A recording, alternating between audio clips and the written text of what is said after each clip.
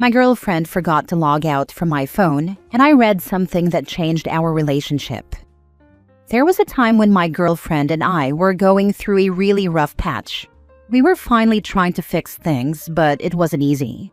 There was a lot of uncertainty, a lot of silence. We both wanted to make it work. We were choosing each other, but still, that doubt lingered. One day, we were on a bus and she didn't have her phone, but she wanted to show me a Tumblr post she had saved for me. So she logged into her Tumblr account on my phone and showed it to me. That was it. I didn't think much of it at the time. Later, when I got home, I saw she had forgotten to log out. I was about to do it myself when I noticed a 1 next to the Drafts tab. Just one draft. Curiosity got the better of me and I opened it. I had no intentions beyond that, just curiosity. We both write from time to time because we are into books and poetry and stuff.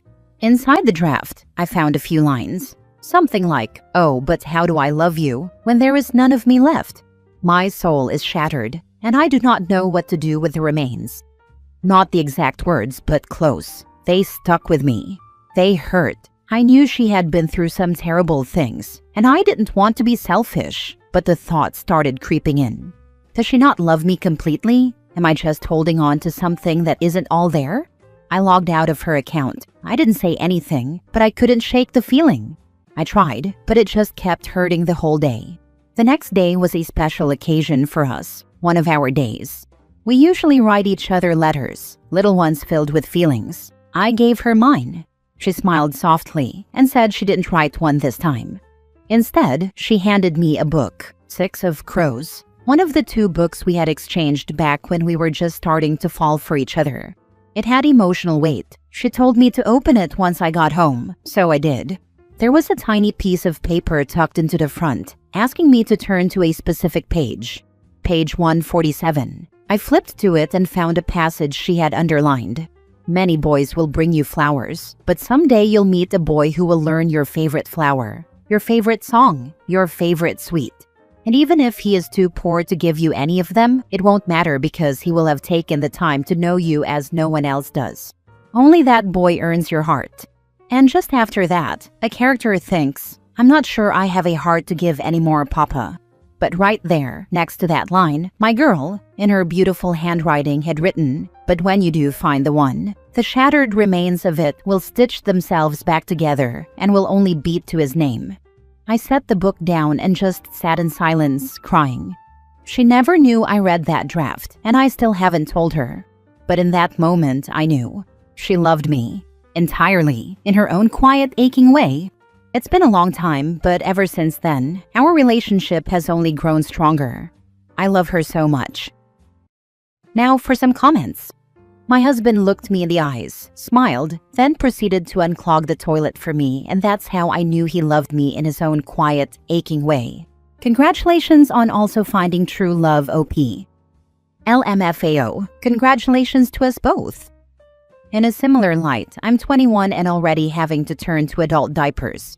Before I finally caved to the reality of my situation, I wet myself at my boyfriend's.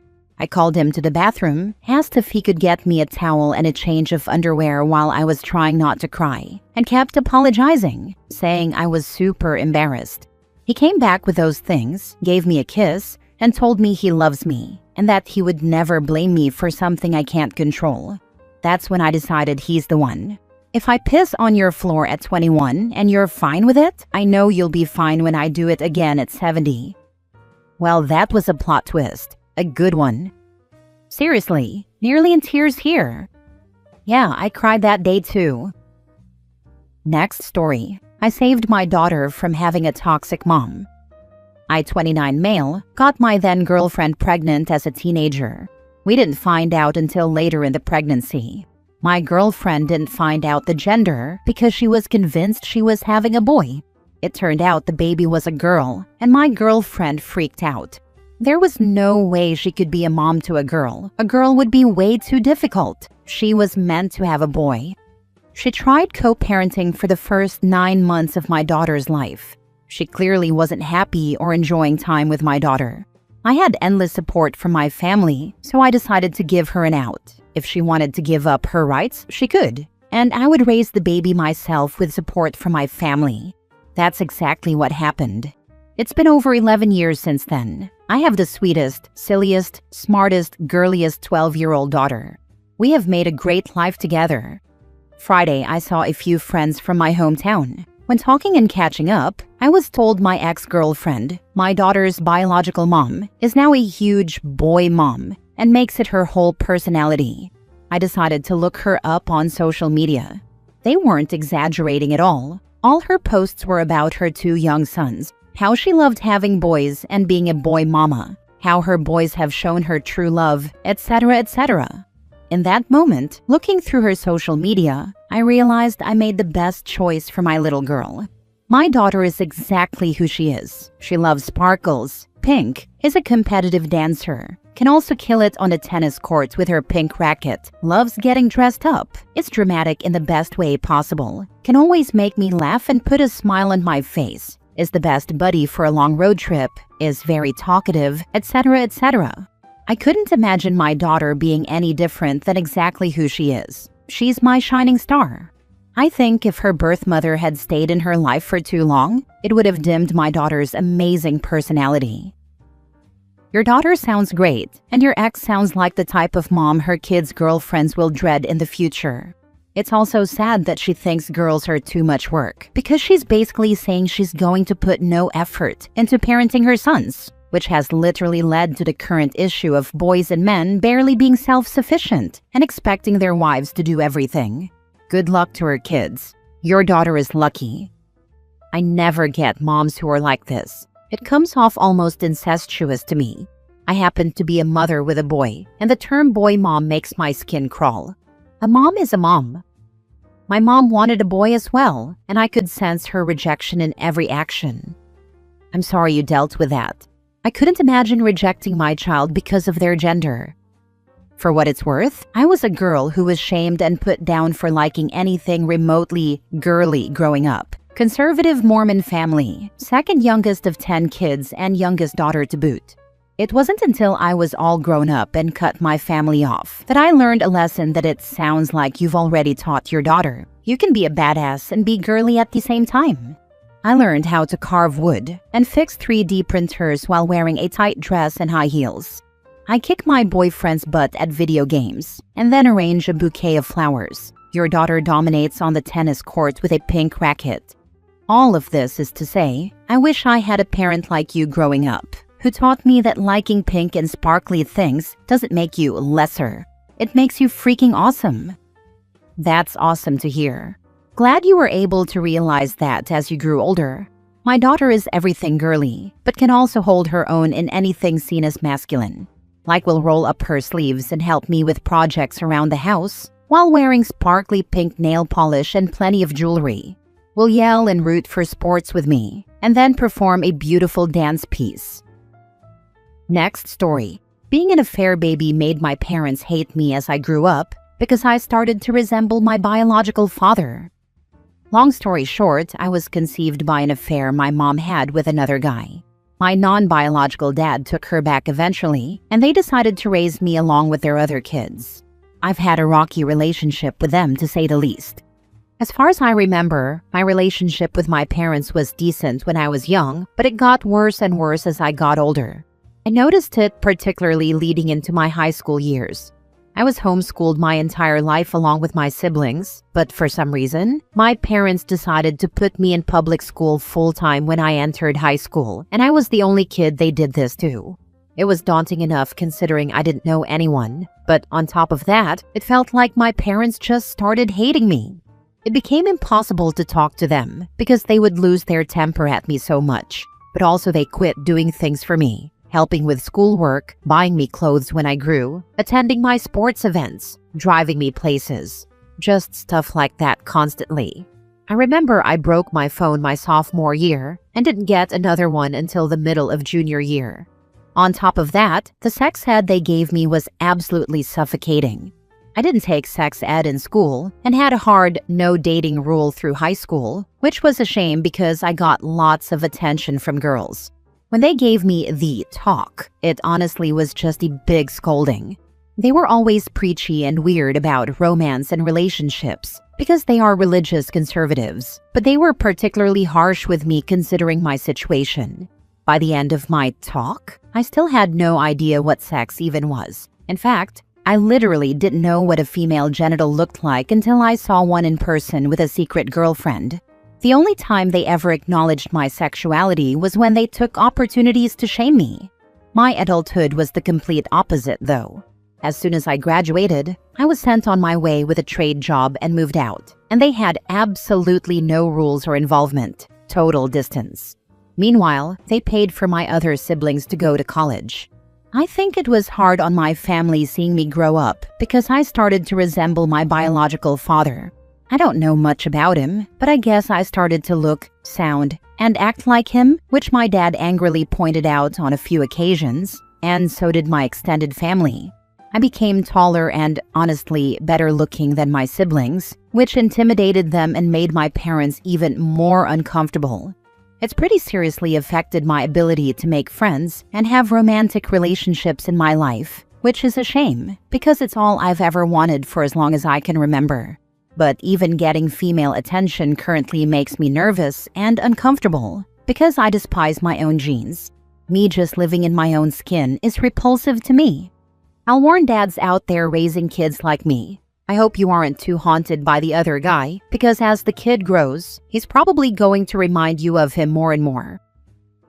My mom hates my deadbeat father and takes it out on me. She says I'm just like him, then lists all the bad things about him, that he's stupid, lazy, selfish, etc. I wish parents would not take out their mistakes on their children who had no choice in the matter. Sorry to hear that. It really is unfortunate that parents do that, because it just never helps anything in my opinion. It always just makes the kid resent themselves for no reason. Please call out your father for staying married to a cheater. Even though you weren't to blame, he needs to know that the anger of raising someone else's kid should have been directed towards your mother, as she had the nerve to be angry at you for existing when she was the one who decided to spread her legs for another man. Send them your Reddit post, because if that's how they act, then why didn't your dad divorce your cheating mother, as it was her fault to begin with? Yeah, it's a really touchy subject in our family, and I've always thought about calling them out. But at this point, I'm just afraid to. Something about it feels like I'm violating nature to speak up. But yeah, I wish my dad wasn't so haunted by this. I think part of the reason my mom was distant is because she didn't want to honor the other man. But I probably won't ever show them this post lol. It'd cause way more problems than solves probably. Last story. How do I tell my girlfriend why I won't get a vasectomy? My girlfriend, 23 female, and I, 21 male, are extremely close. She's my best friend. We've been together for 3 years, and eventually we're getting married. But it's not a huge priority right now due to college and other situations. She's very innocent, and therefore believes it's impossible we would ever split up. I admire her enthusiasm and don't see it happening either. But coming from divorced parents, obviously I know rational people don't get married expecting a divorce, and that anything is possible. Neither of us want kids, but especially not her. I could do it just fine if she really wanted them, but I'd prefer not to. Now, with that being said, if we were to break up, and I ended up with another woman who really wanted kids, I'd like to be able to have the option. I've never been a fan of burning bridges, and I'd consider my balls a fairly good bridge lol. My girlfriend has been cheated on and had rough relationships in the past with other people, so she struggles with trust. I'm worried that if I tell her this, she'll have the thought in the back of her head that I'm planning to leave her for someone who wants kids. Obviously, that's not true, but why create unnecessary stress? Therefore, I'm not sure how exactly to tell her this, or if I even should. Up until now, I've just been telling her that I'm afraid of the operation, but I hate lying to her. For some more context, she has major anxiety around doctors and related fields, so she is super against tying her tubes, or something similar, which I definitely understand. She also doesn't do well with over-the-counter birth control. Her hormones don't agree with them, unfortunately. This is one of those situations where no is a complete sentence. Love how the girlfriend has all these noble reasons for not preventing pregnancies using methods under her control, hates doctors, bad hormone reactions, etc., etc., but is forcing someone else to go through a procedure. Tell her you are not comfortable with it, just like she is not comfortable with the options available to her.